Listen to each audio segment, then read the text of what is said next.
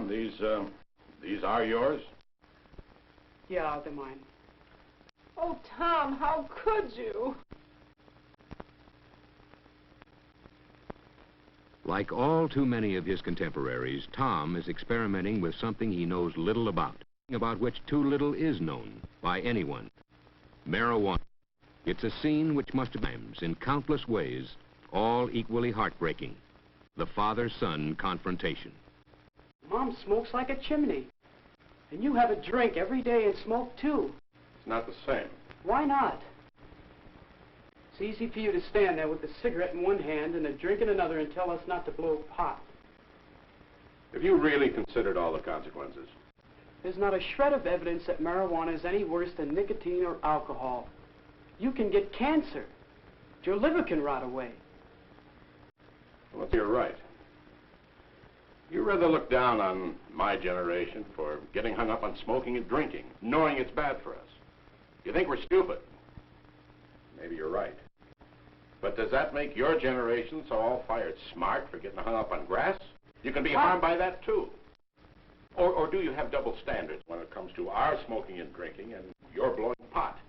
Pot isn't bad for you. Oh, isn't it? How do you know?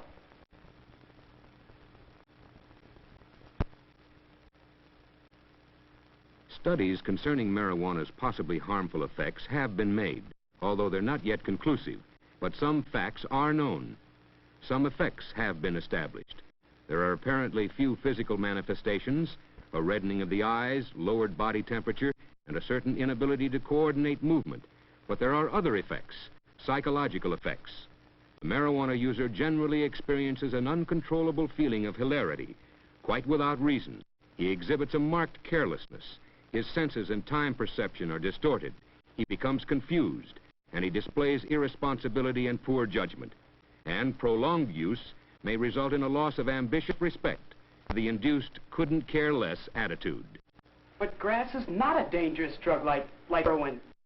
You don't become an addict. May not be physically addictive, but it is habituating. You can come to What it really does is expand your mind. It makes you see things more clearly. Makes you more creative. Really, it does. All the painters and writers, they all say so. Yeah, maybe they do. Anyway, Tom, it is illegal. Every time you blow a marijuana cigarette, you take a chance on blowing your future. Oh, come on, Pop. All my friends smoke pot. They're not criminals. Only because they haven't been caught yet. Two viewpoints, two opinions. But the relationship between Tom and his father is basically a good one. Tom's father believes in his son, and he challenges him, find out the actual facts about smoking grass, the pros and cons, fair and square. Don't hear only what you want to hear. And then if Tom is still honestly convinced there's no harm in doing it, nothing further will be said. Tom agrees. He's only smoked pot occasionally for a few weeks. He's really new to the scene. Well, here, you can start with this. Oh, Pop, come on. Establishment propaganda. Read it anyway. Yeah, sure, later. But I've got a better source of information. Tom seeks the help of his friend, Mac, a couple of years his senior, the boy who first introduced him to pot. Mac thinks Tom's project is real square, but he agrees to get him all the dope. No pun intended. He knows just where to start Tom's education. At a garden pot party held by one of Mac's friends.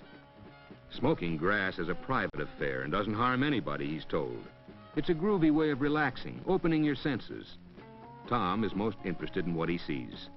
These people, most of them college students, are bright and well-adjusted, very sure of themselves and their ability to handle anything. Obviously, they are all able to blow pot occasionally without ill effects. Well, almost all of them. Pot doesn't have the toxic effects of cigarettes, he's told, and it doesn't lead to the excesses of behavior that alcohol does. Ability to coordinate movement. The negative effects of smoking grass are exaggerated. All it is a neat way to dispel the problems of the day for a little while. uncontrollable hilarity without reason. Mac has managed to get himself stoned. He has a great idea. He'll take Tom to see someone who can give him the real lowdown, a true expert on the grass scene.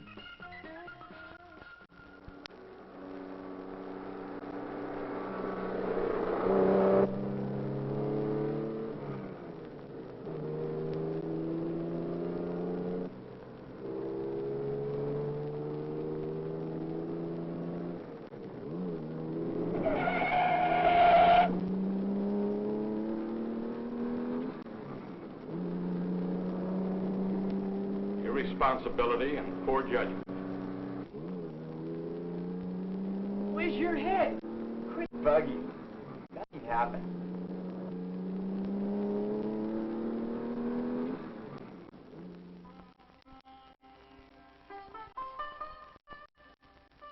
Mac takes Tom to a psychedelic shop, a head shop. The place is something else, out of sight. A pot smoker's supermarket, a psychedelicatessen. It's run by a man named Harry. Harry is a real veteran of the grass scene, and he gives Tom the word. He's very persuasive. Everyone, but everyone's on grass. All the big ones, of course. The best writers, the best musicians, the best... It's definitely the scene.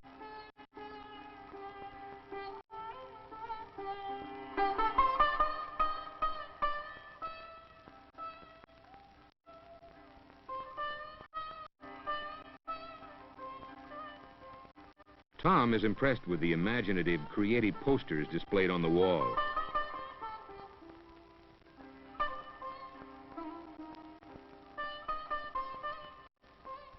And he asks Harry about the artist. But it's Mac again who has the answer. He knows the artist. Man, he painted those posters a couple of years ago. His pad's nearby. Why not go over and meet him? Why not, indeed?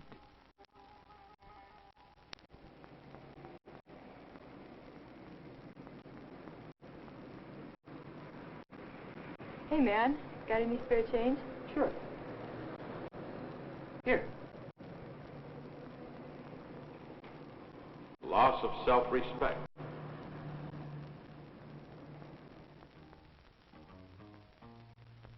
Waco, the artist, is pleased and flattered at the visit and lights up a joint in honor of his visitors. Sure, he blows pot. Has been for years. It's great, man. Enhances the senses, opens your mind, stimulates real creativity. Those conventional posters of the old days were just so much junk, Waco tells them. His real inspirations come to him now when he's stoned on grass. This new work, now that's out of sight.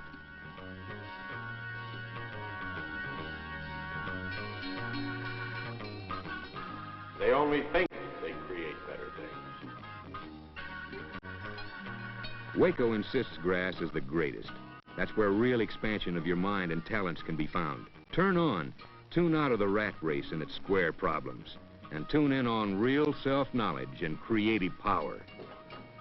Waco, come quick! Bunny is Waco's wife. There's trouble, big trouble. The man is busting her younger brother.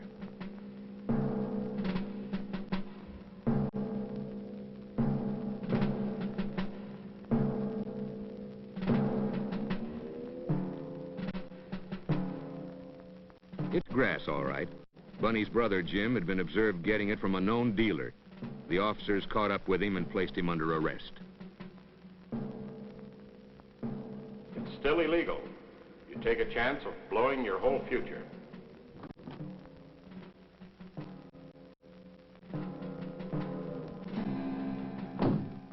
Bunny wants to know what the officers are going to do with her brother.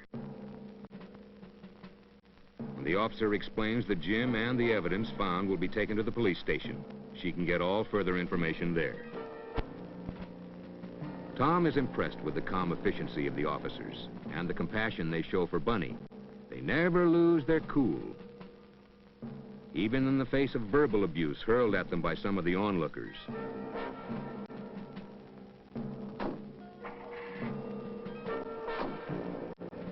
Bunny and Waco want to go to the police station, and Mac and Tom decide to tag along.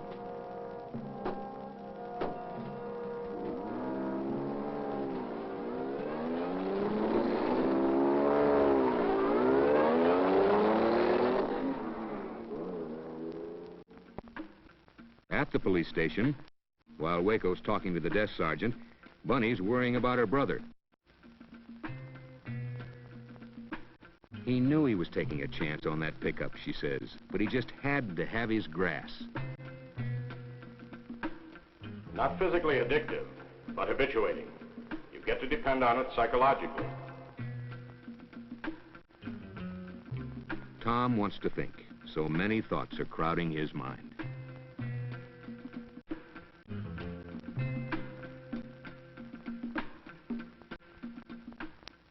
Marijuana, cannabis sativa, or Indian hemp, weed, grass, pot.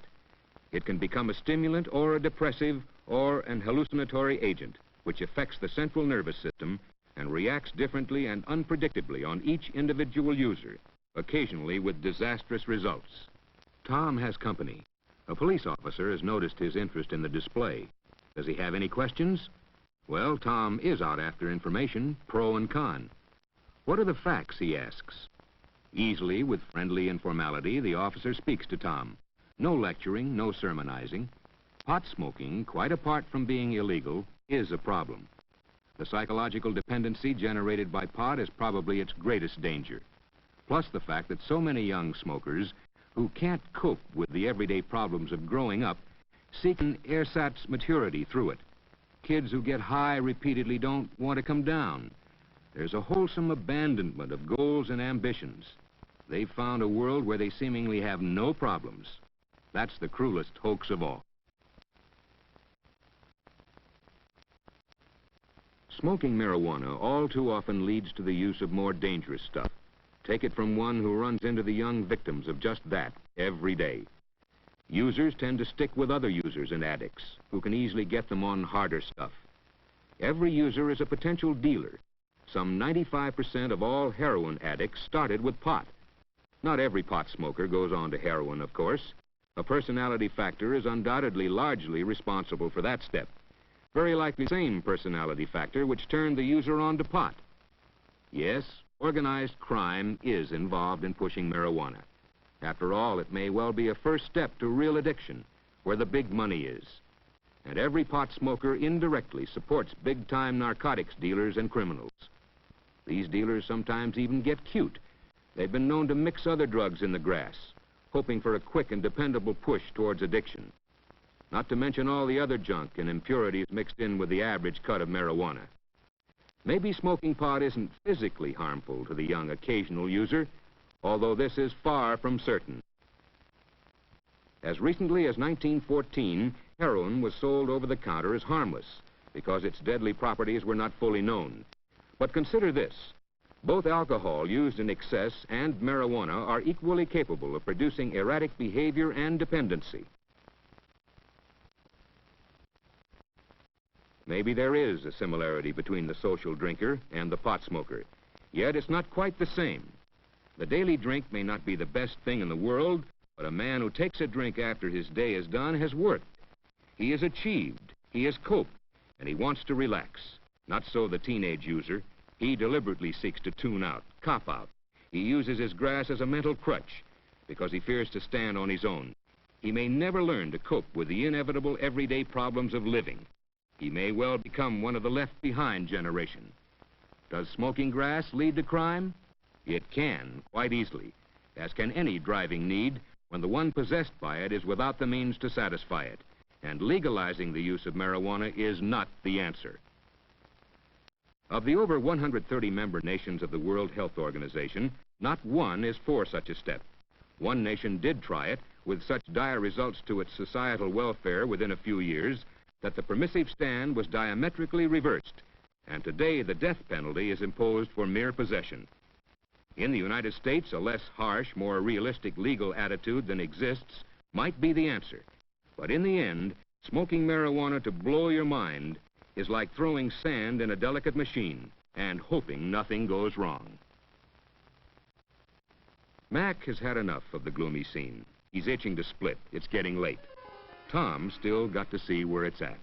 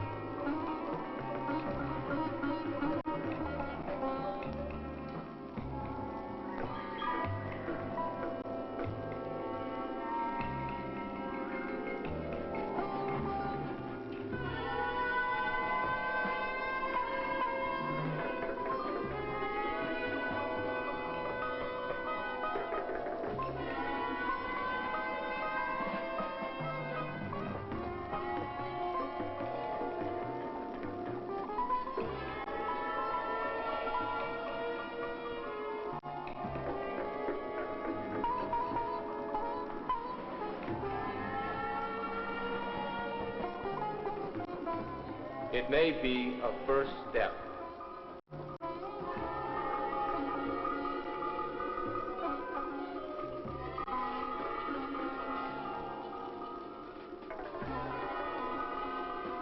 The left behind generation.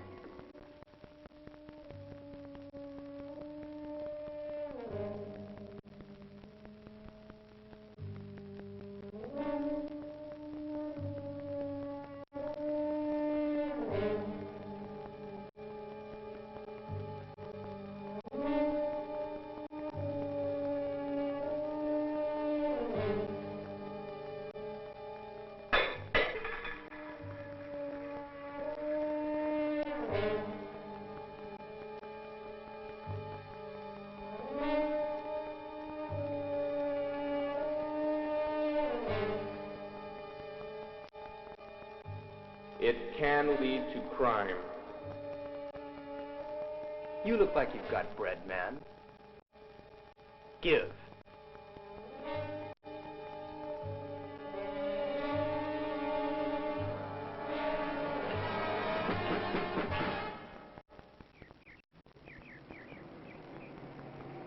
There's nothing wrong with smoking marijuana. It's no worse than taking a drink. A 20-year study of marijuana smokers in Greece showed a fine personality change and permanent brain deterioration. There are still too many unanswered questions about the effects of smoking marijuana. Exhaustive tests are being made. Let's wait and see.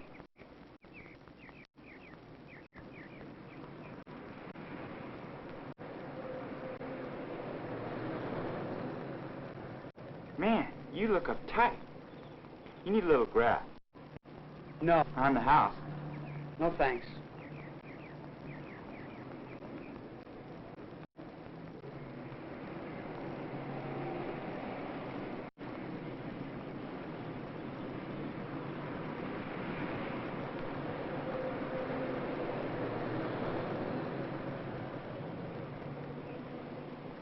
He's just a kid. He's old enough to have a buck. He's old enough to blow pot. It's easy money, man.